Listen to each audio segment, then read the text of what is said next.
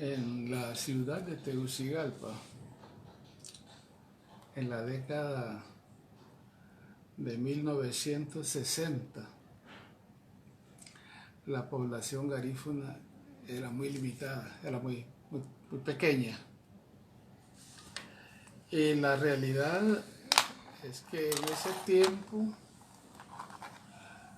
la hostilidad por la cuestión racial también era bastante notorio.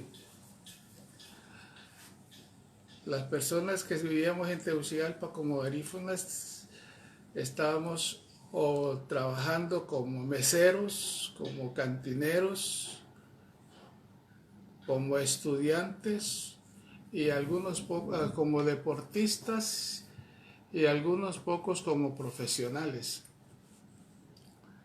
Yo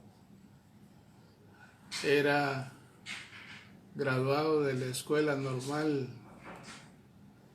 de Tegucigalpa, era graduado de la Escuela Superior del Profesorado, ahora Universidad Pedagógica Nacional. Y la necesidad de reunirnos, los garífunas, era imperiosa porque en Honduras incluso a los garífunas nos llamaban morenos. Y hablar en garífuna era una forma de... era un misterio. La realidad es que muchos de los que nos criamos en esa época no le dimos oportunidad a nuestros hijos de aprender el idioma, porque la aculturización nos había enajenado en el sentido de hacernos sentir vergüenza de hablar nuestro idioma.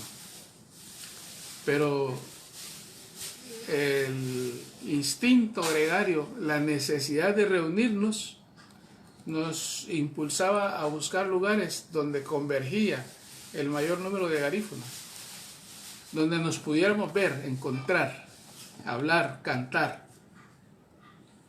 De esa manera, en Comayagüela, llegó una señora, doña Chenta le decían, allá por Villadela. Doña Chenta tenía un negocio de venta de comida y bebida, donde doña Chenta nos empezamos a reunir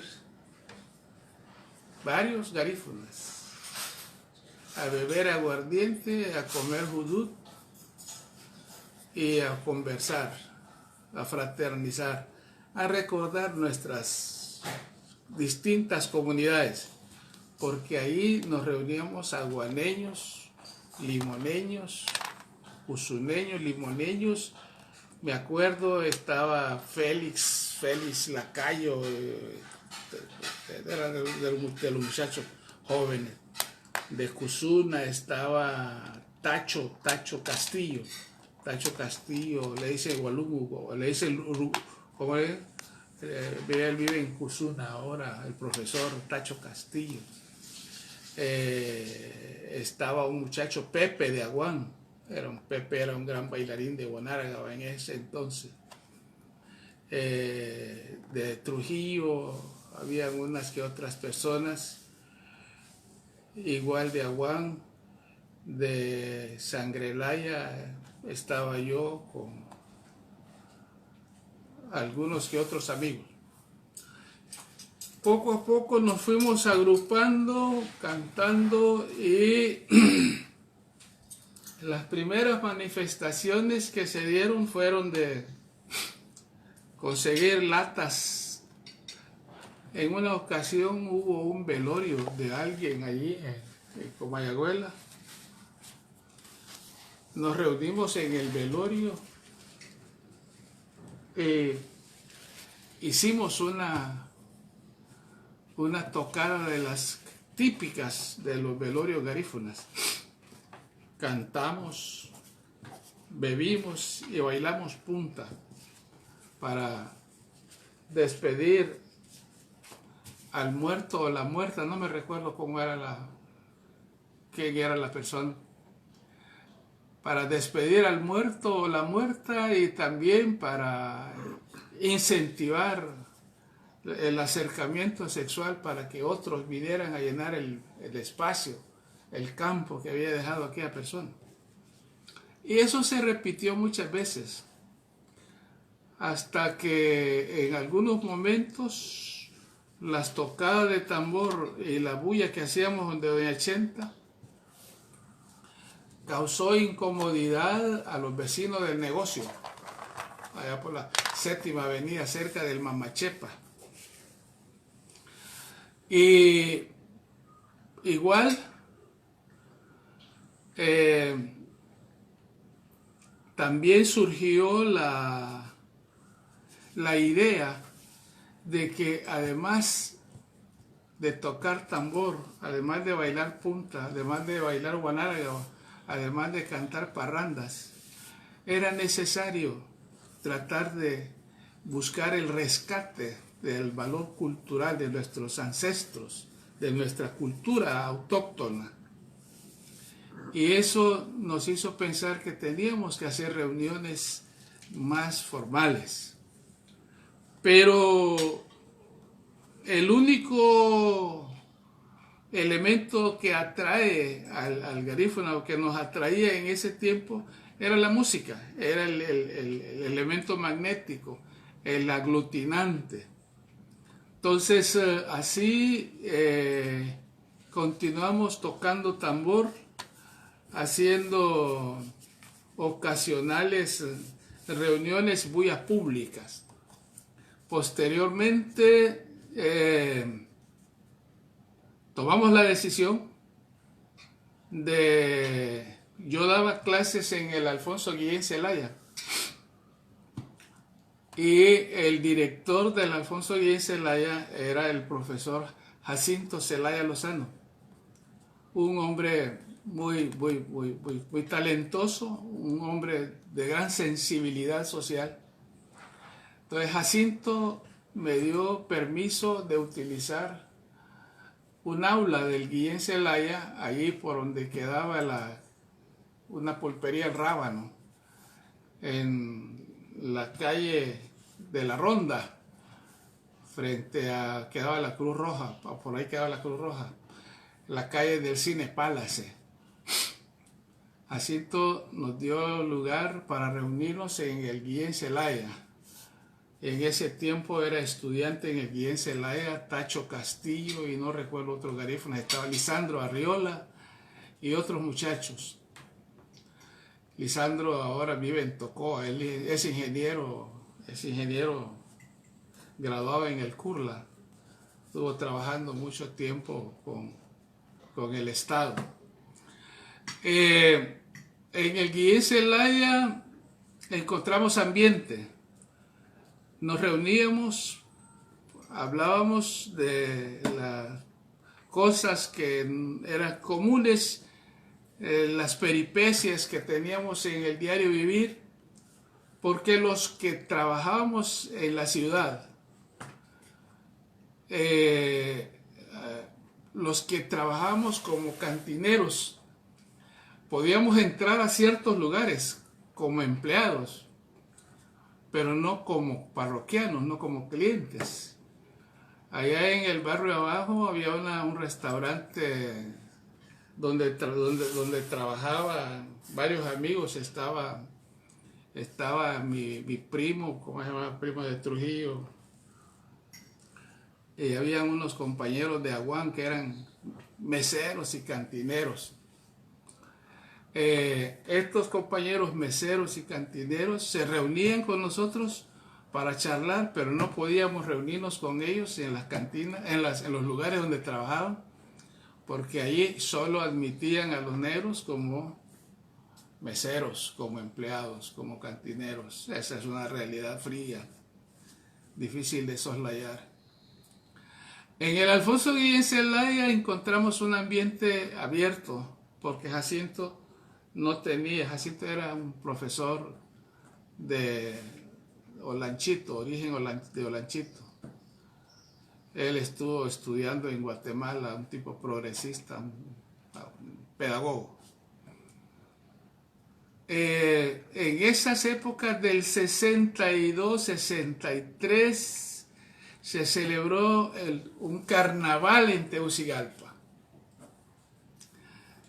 Es el primer carnaval que recuerdo en Tegucigalpa. Se celebraba el aniversario de la capital.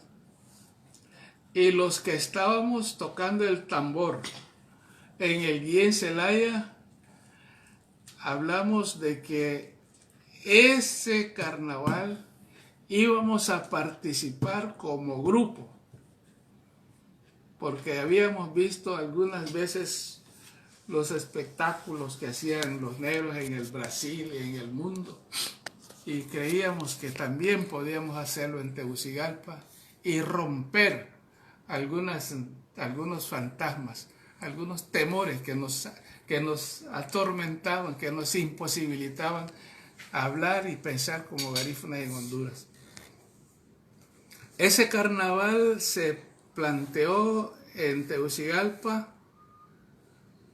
No había zona peatonal, pero sí existía la calle que va en dirección del Parque Valle al Hospital San Felipe, al Parque Valle, cruzar Tegucigalpa, y participamos en el carnaval. Fue una cosa impresionante. Al inicio, aquellos muchachos que colgaban los tambores en el cuello, que llevaban las maracas, que cantaban aquellas canciones de la comunidad garífuna, fueron atrayendo la atención de las demás personas que participaban en el carnaval. Al terminar el carnaval, el grupo había dejado un impacto maravillosamente bueno en la comunidad de Tegucigalpa. También puedo decir que había cambiado la visión que la mayoría de la gente de Tegucigalpa tenía sobre la población garífuna que estaba en Tegucigalpa. Pero lo más importante, había cambiado la actitud de los garífunas que estaban en Tegucigalpa sobre su presencia en la ciudad. Cuando regresamos a guardar los tambores después del desfile al salón que nos había dado Jacinto en el Guillén Zelaya, la dueña de la pulpería que estaba en la esquina se llamaba Doña María. Doña María era una persona de carácter hermético, así como la gente que tiene negocios, así que tienen que ser cuidadosas de no darle confianza a los parroquianos para que no hagan quitarle fiado. Doña María salió de su negocio y trajo unas cajas de refresco y le ofreció a aquellos muchachos, a las muchachas que participaron en ese evento, para que compartieran aquella primera ofrenda, aquel primer reconocimiento material del público al grupo de danza afro-hondureña. Ese fue Jacinto, que nos prestó el local, y Doña María, que nos ofreció esas 2 cajas de refrescos esa noche. No recuerdo la fecha, no acostumbro memorizar algunos tipos de acontecimientos. Pero eso marcó un cambio muy significativo. El doctor Matute Canizales, que era ministro de Educación en ese tiempo, salió al paso y me dijo con gran alegría, con gran entusiasmo, frases alentadoras, que le había gustado la presentación. Esas palabras que nos dijo el doctor Eugenio Matute Canizales, que era un funcionario público y en esa época era el ministro de Educación Pública, nos dio mucha confianza nos estimuló sobremanera. Igual con Herman Alan Paget, que éramos amigos, con quien compartíamos cervezas en los lugares donde nos reuníamos en las noches. Él cuestionaba que por qué nosotros le llamamos afro-hondureña a la actividad que estamos haciendo. Y tuvimos que dar explicaciones que no vamos a ahondar en ellas en este momento. Igual la Iglesia Católica tenía una emisora. La Iglesia Católica nos dio un espacio donde podíamos pasar mensajes o programas a las 4 o 5 de la mañana, todos los días. Nos dio un espacio durante mucho tiempo. Aquel camino no se detuvo allí porque habían ya otras situaciones y la vida diaria, la falta de cohesión, la falta de unidad, la falta de esa fuerza que liga a las personas de la autoestima que tan largamente deteriorada, nos hacía pasar momentos difíciles. Pero como éramos jóvenes, no desistimos porque teníamos un sueño y queríamos que esas cosas trascendieran. En ese periodo de los garífunas viejos en Tegucigalpa estaba don Zacarías Arzú, que él era el héroe del Club Motagua. Era de las pocas personas reconocidas en Tegucigalpa. Y don Zaca también se fue acercando. Don Zaca no hablaba garífuna, porque a él lo llevaron a Tegucigalpa de niño y él perdió sus raíces. Pero a raíz de la formación del grupo Afro, don Zaca empezó a visitar la cantina de doña Catiri, la doña de Villadela, donde nos reuníamos. Y el asunto es que anunciaron que iba a haber un festival centroamericano de danzas en el Teatro Nacional de Honduras, en el Manuel Bonilla. Y encontramos que el profesor Manzanares, que era el director de las danzas nacionales, era el que tenía el eje de la actividad. Y había otras personas que estaban interesadas incluso en matricular como patrimonio el grupo de danza garífuna, la danza garífuna. Y nos atravesamos a esas personas. Les dijimos que no, que nosotros podíamos hacer nuestra presentación. Y nos preguntaron, ¿y cómo la van a hacer si ustedes no tienen nada? Y nos dimos cuenta que no teníamos cosas materiales, pero que teníamos el valor cultural, el valor artístico.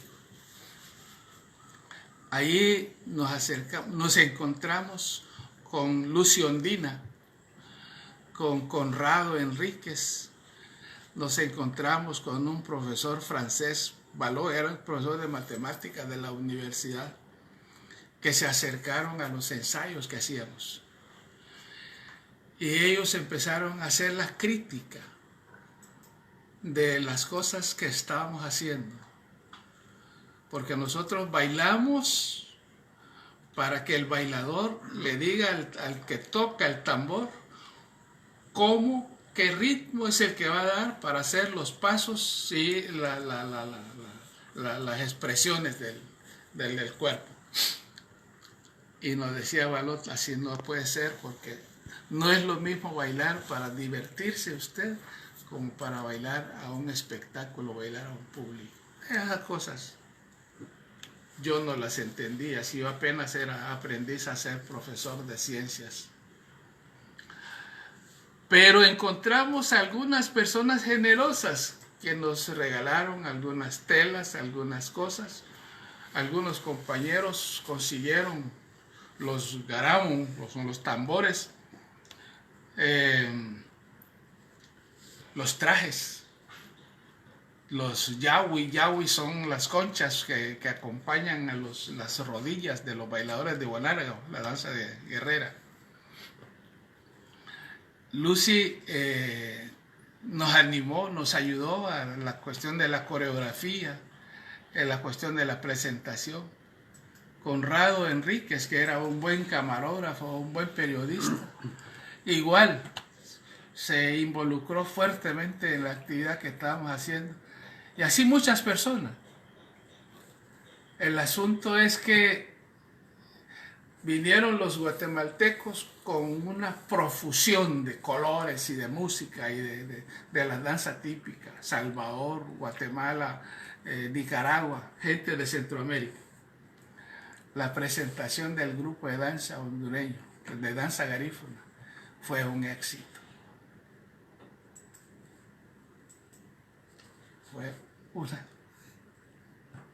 Fue maravilloso. De la alegría ese día, creo que lloramos. Pero sabíamos que las cosas no terminaban allí, que ese era el principio. Entonces continuamos trabajando y así encontramos espacio en el Instituto de Cultura Interamericana de la Embajada Americana. El Instituto de Cultura Interamericana nos ofrecía local. Ya nos habíamos retirado de la cantina de Doña Chenta en Villadela. Ya teníamos artistas participando en eventos.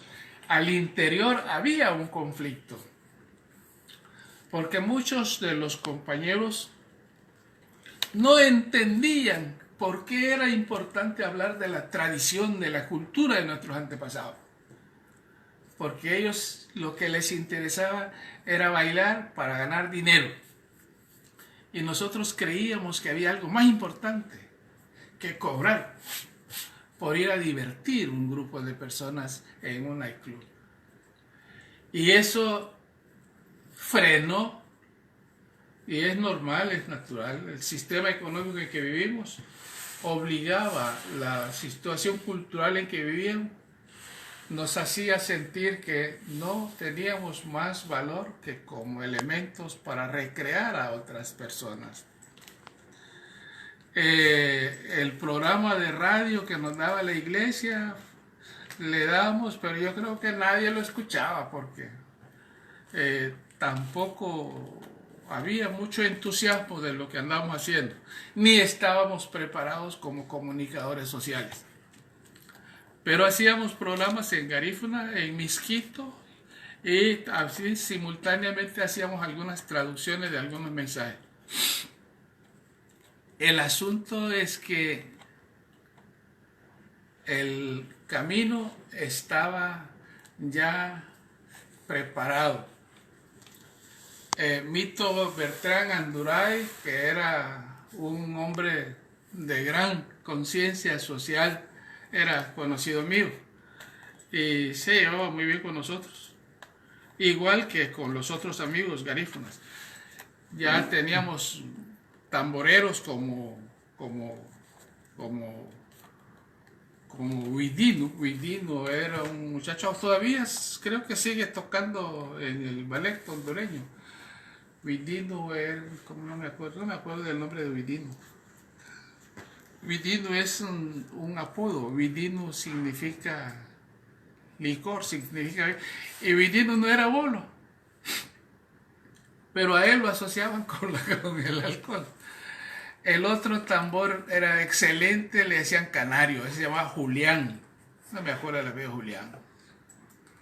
Estos eran los tamboreros que tenían. Julián era un buen tambor y habían otros brillantes muchachos ejecutando la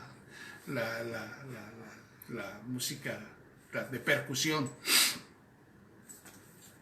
Así llegamos a la universidad y encontramos una señora que fue benevolente con nosotros. Se llama Leti de Oyuela. Leti de Oyuela era la jefe del departamento de extensión universitaria. Leti me dijo, o nos dijo, porque yo solo era parte del grupo y sigo siendo individuo, nos dijo que la universidad no podía dar mucho, pero que ella iba a incluir ese grupo dentro de la actividad cultural de la universidad. Fíjense qué cosa más maravillosa, que por primera vez en la Universidad de Honduras una actividad de una aldea, de aldeanos, una actividad de grupos marginados, grupos excluidos, era incorporado. Entonces Leti nos incluyó un presupuesto de 150 lempiras.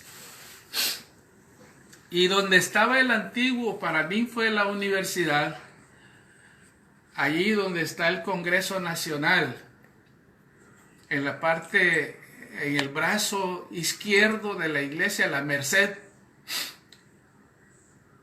pegado a la Merced, a la iglesia La Merced, funcionaba la entrada a la universidad.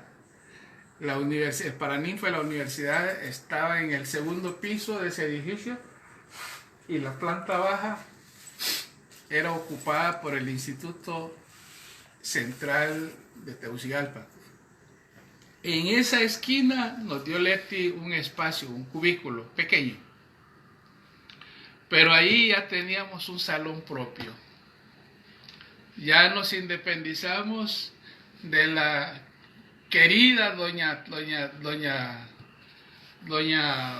Chenta, que nos toleraba en su cantina con nuestras bullas, nuestras borracheras, nuestro relajo, de Jacinto Zelaya, que nos dio alojamiento espontáneo en el colegio Alfonso Guillén Zelaya, y encontramos un albergue en un salón de la universidad. Eso marcó para mi manera de pensar una época muy interesante. En esa época empezamos a organizar el grupo de danzas. Ya estaban integrándose, estaba incorporado mi hermano Francisco, ya se acercó entonces este muchacho Crisanto, se integraron los originales miembros, los originales actores, y algunas compañeras, estaban unas muchachas que trabajaban de vendedoras, de trabajadoras de la cantina de Doña Chenta, y reclutamos algunas otras personas que después había que ir buscando nuevos elementos para hacer algunos espectáculos, algunas presentaciones. Y a mucha gente de la sociedad de Tegucigalpa ya invitaba a los grupos y les ofrecía pago.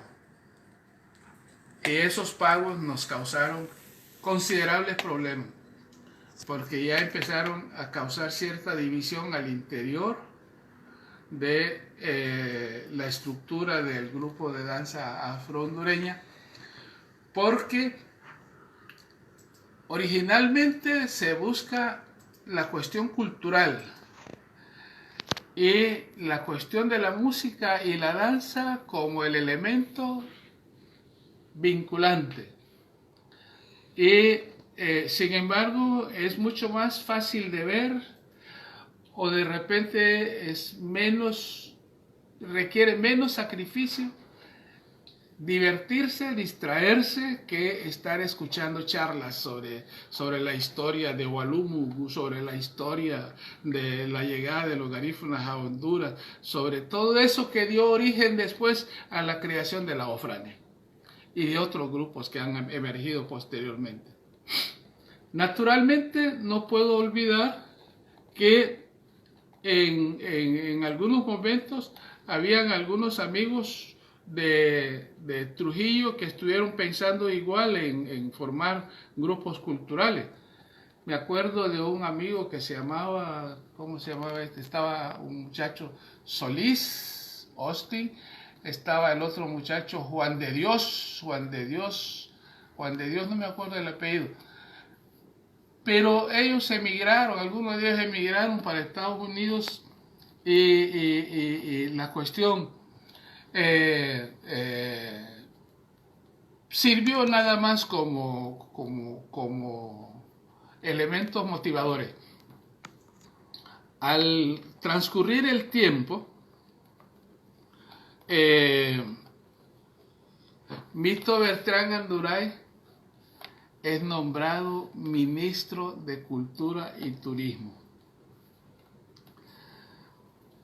Ya en 1969 yo estoy involucrado en otras actividades gremiales.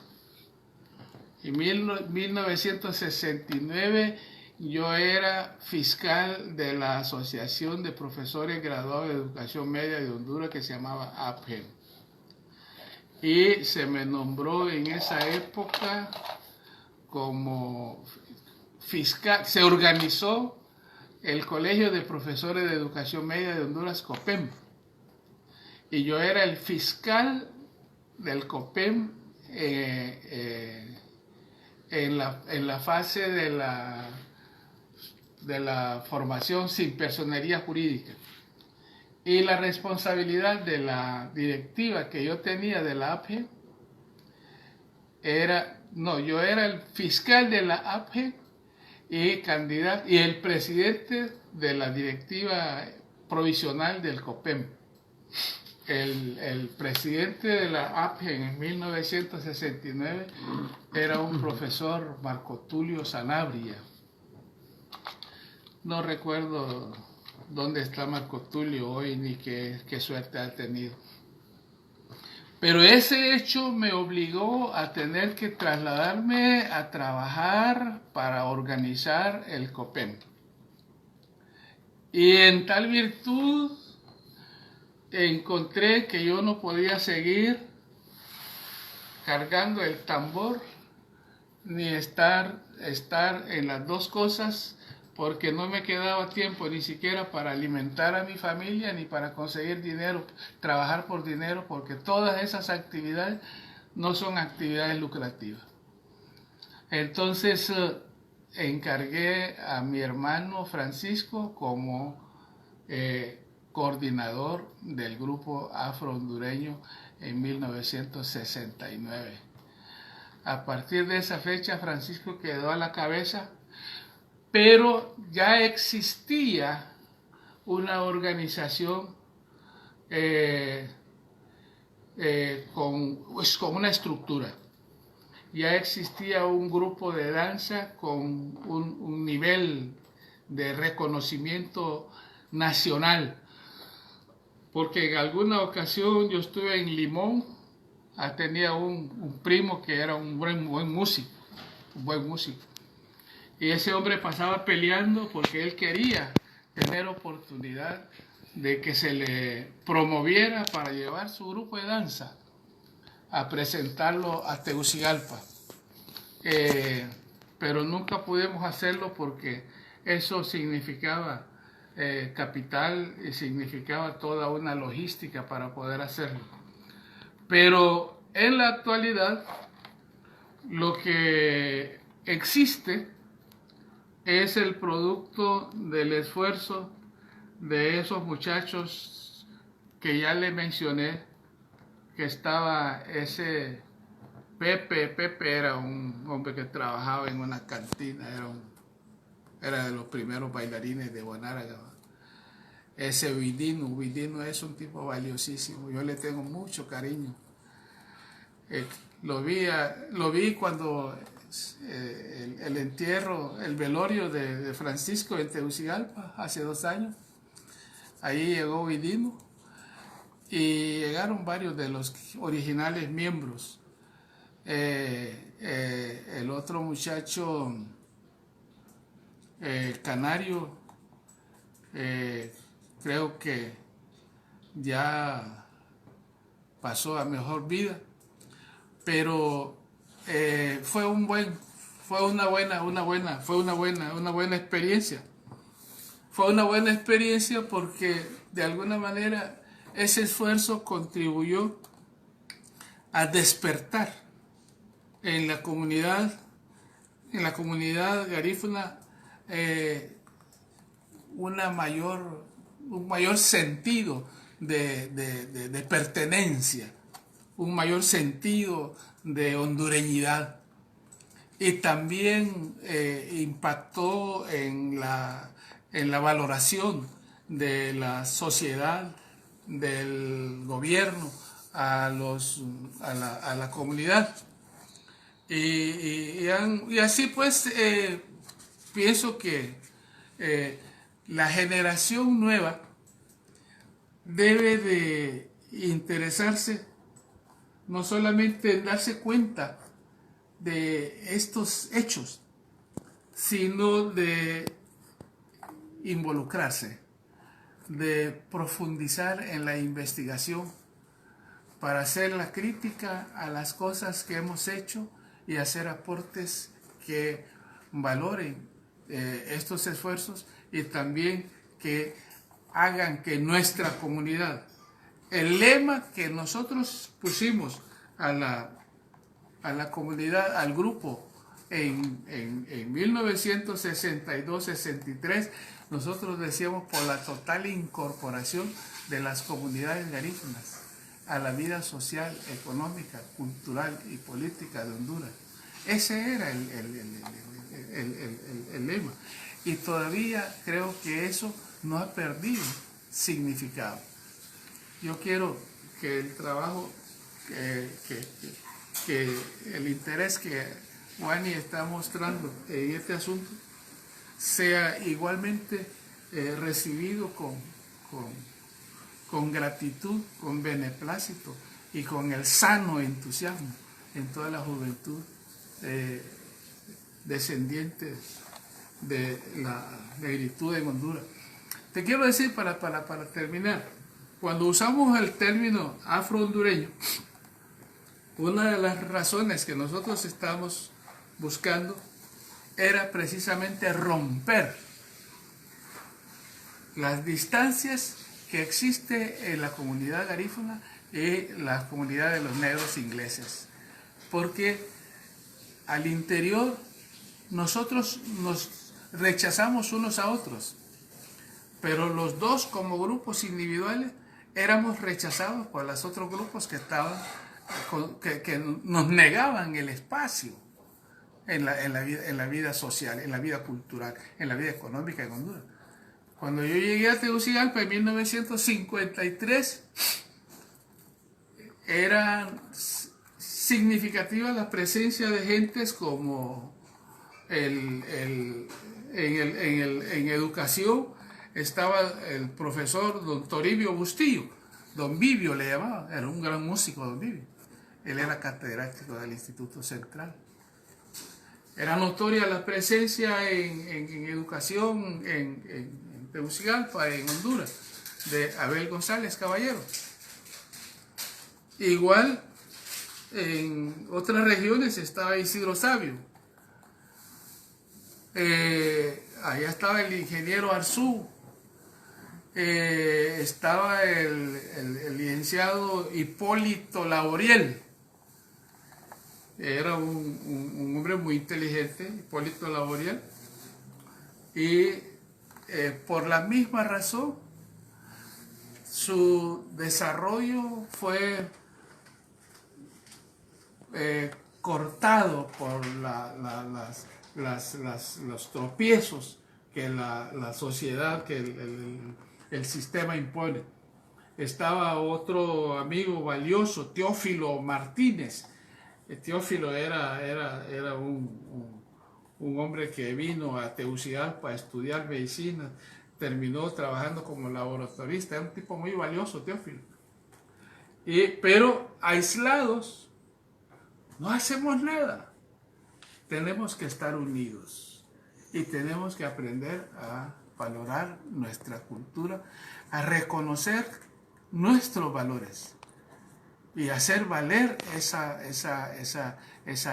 valor, esa autoestima, ese sentido que debemos de tener de ciudadanos de la tierra, de ciudadanos del mundo. Y eso es lo que nosotros tenemos que mantener como condición de lucha. Te agradezco.